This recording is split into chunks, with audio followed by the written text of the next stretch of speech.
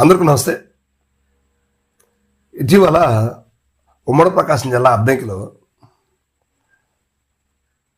వైఎస్ఆర్సీపీకి లేదా తెలుగుదేశం పార్టీకి గత నాయకులు అంటే ప్రస్తుత జనరేషన్కి ఒక రకంగా కొత్త అని చెప్పుకోవచ్చు.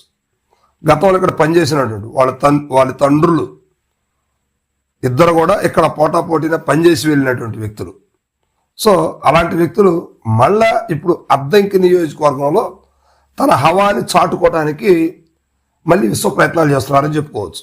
సో అందులో భాగంగానే 2 రోజుల నుంచి అద్దంకి నియోజకవర్గంలో మాజీ ఎమ్మెల్యే గతంలో 3-4 సార్లు అద్దంకి నుంచి ఎమ్మెల్యేగా గెలిచినటువంటి బాచిన చెంచుగరటి గారు.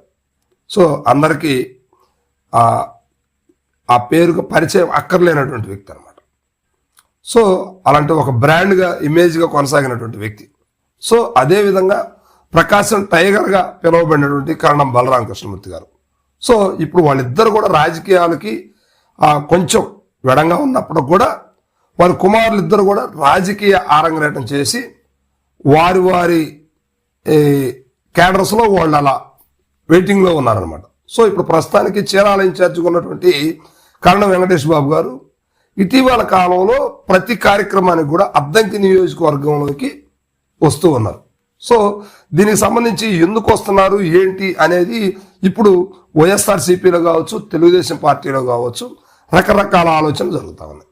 సో అదేవిధంగా బాచిన చెంచుగరటి గారి కుమారుడు బాచిన కృష్ణ చైతన్య 2019 నుంచి అంటే వైఎస్ఆర్సీపీ గెలిచినప్పటి నుంచి మరలా ఎన్నికలు వచ్చే సమయం వరకు దగ్గర 4 సంవత్సరాలు పైగా ఇన్ఛార్జిగా వ్యవహరించినటువంటి బాచిన కృష్ణ చైతన్య కూడా ఎన్నికల సమయంలో టికెట్ ఇవ్వలేదని తెలుగుదేశం పార్టీకి అంటే గొట్టిపాటి రవికుమార్ గారికి సపోర్ట్ చేస్తూ పార్టీని వీడేది. సో ఇప్పుడు మళ్ళీ వైఎస్ఆర్సీపీ టికెట్ కోసం అద్దంకి నుంచి కంటెస్ట్ చేయాలనే వార్తలు అయితే వినిపిస్తా ఉన్నాయి. సో ఇక్కడ అధినాయకత్వం అంటే వైఎస్ఆర్సీపీ అధిష్టానం ఇస్తుందా లేదా అనేది పక్కన పెడితే తన హవాని చాటుకోవడం కోసం అద్దంకిలో వారు పాగా వేస్తూ ఉన్నారు. సో రేపు ఎల్లుండు బాచిన కృష్ణ చైతన్య గారి పుట్టినరోజు కార్యక్రమాలు అద్దంకిలో జరపడానికి భారీ ఎత్తున ఫ్లెక్సీలు ఏర్పాట్లు తతంగం అంతా కూడా జరుగుతూ ఉంది. సో దీన్ని బట్టి చూస్తే మరలా రాజకీయంగా కావచ్చు అంటే వైఎస్ఆర్సీపీ అనేది క్లారిటీ రావట్లేదు, తెలుగుదేశం అనేది క్లారిటీ రావట్లేదు, పోనీ జనసేన అనేది క్లారిటీ రావట్లేదు. కానీ మొత్తం మీద మాత్రం అద్దంకిలో ఏదో కేడర్లో మేము ఉండాలి అంటూ అద్దంకిని ప్రయత్నం చేస్తా ఉన్నారు. సో ఇక అద్దంకి విషయాన్ని చూస్తే ఈ డీలిమిటేషన్లో ఇప్పుడు భాగంగా అది ఏదన్నా ఆగిపోయే పరిస్థితి అయితే కనిపిస్తా ఉంది, ఆగిపోయిందని చెప్పుకోవచ్చు. సో ఒకవేళ అది కానీ జరిగి ఉంటే అద్దంకి ఎస్సీ రిజర్వ్డ్గా ఉండే అవకాశాలు అయితే కనిపించినాయి. సో మరి ఇది ఎలా జరుగుతుంది అంటే కొంచెం వెయిట్ చేయాలి.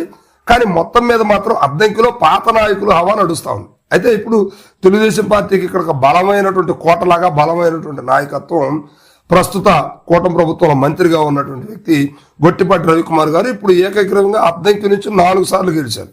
సో ఇదే రేంజ్లో గతంలో బాచిన చెంచుగరటి గారు కూడా అద్దంకి నుంచి 4 సార్లు గెలవడం జరిగింది, ఒకసారి ఇండిపెండెంట్గా కూడా గెలవడం జరిగింది.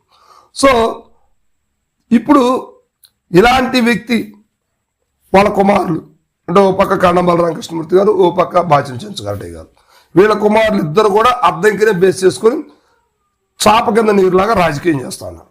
కానీ ఇక్కడ వైఎస్ఆర్సీపీకి నూతనంగా అధిష్టానం ఓ వ్యక్తిని నిర్మించింది, ఆయనే చింతలపూడి అశోక్ కుమార్ గారు. అయితే ఇప్పటి వరకు ఆయన చేసినటువంటి విషయాలన్నీ కూడా వేరు. ఇటీవల ఒక వైఎస్ఆర్సీపీ కార్యకర్త మరణించిన విషయంలో పోలీసులపై వాగ్వివాదం చేసి ఆయన వార్తల్లోకి ఎక్కారు. సో ఇది అధిష్టానం వరకు కూడా వెళ్ళింది. సో అద్దంకిలో ఒక బలమైనటువంటి నాయకుడు వచ్చాడు, అశోక్ కుమార్ గారు గట్టి వ్యక్తి, ఉండాల్సిన వ్యక్తి అని కూడా అద్దంకి నియోజకవర్గ వైఎస్ఆర్సీపీ ప్రజలే కాదు అదేవిధంగా తెలుగుదేశం పార్టీ కావచ్చు పలు పార్టీ నాయకులు కూడా అద్దంకి సరైనటువంటి వ్యక్తి అశోక్ గారేను అంటూ కొన్ని ప్రశంసలు అయితే కురిపిస్తా ఉన్నారు. సో ఇప్పుడు అద్దంకి మరలా వైఎస్ఆర్సీపీ క్యాండిడేట్ని చేంజ్ చేస్తుందా లేకపోతే అతన్నే ఉంచుతారా అనేది ఇప్పుడు కొంచెం చర్చలో భాగంగా మారింది. సో అయితే ఈ రాజకీయాలని కన్ఫ్యూజ్ చేయడానికో లేదా ఉన్నటువంటి వ్యక్తులు తొలగించమని చెప్పడానికో ఇండైరెక్ట్ లో నడుపుతున్నటువంటి కథలు అయితే ఓ పక్క బ్రాచిన కృష్ణ చైతన్య గారు అద్దంకిలోనే పాగా వేసే పరిస్థితులు కనిపిస్తా ఉన్నాయి. అదేవిధంగా చీరాల ఇన్ఛార్జిగా ఉన్నటువంటి కరణం బాలరామకృష్ణమూర్తి గారు కుమారుడు కరణ వెంకటేష్ బాబు గారు కూడా ప్రతి కార్యక్రమానికి అద్దంకి ఏరియాలో హాజరవడం జరుగుతుంది. సో ఇదంతా చూస్తే కొంచెం కన్ఫ్యూజ్ వాతావరణం కనిపిస్తా ఉంది. అయినప్పటికీ గొట్టిపాటి రవికుమార్ గారి మీద వీళ్ళందరూ కూడా సరైనటువంటి నాయకులా కాదనేది ఇప్పుడు వైఎస్ఆర్సీపీ కావచ్చు, తెలుగుదేశం పార్టీ శ్రేణులు కూడా ఆలోచిస్తా ఉన్నారు. అయితే మొత్తం మీద డీలిమిటేషన్ అనేది ఆగిపోయిన పరిస్థితుల్లో ఇక్కడ యథావిధిగానే మళ్ళీ నాయకత్వం అద్దంకి వచ్చే పరిస్థితులు అయితే కనిపిస్తా ఉంది. మరి ఇది ఎంతవరకు నడుస్తుంది, ఏంటి, ఎలా జరుగుతుంది, అద్దంకి పాలిటిక్స్ ఎన్ని మదుపులు తిరుగుతాయి ఏంటి అనేది మాత్రం కొంచెం వెయిట్ చేయాల్సిన పరిస్థితి ఉంది. Thank you.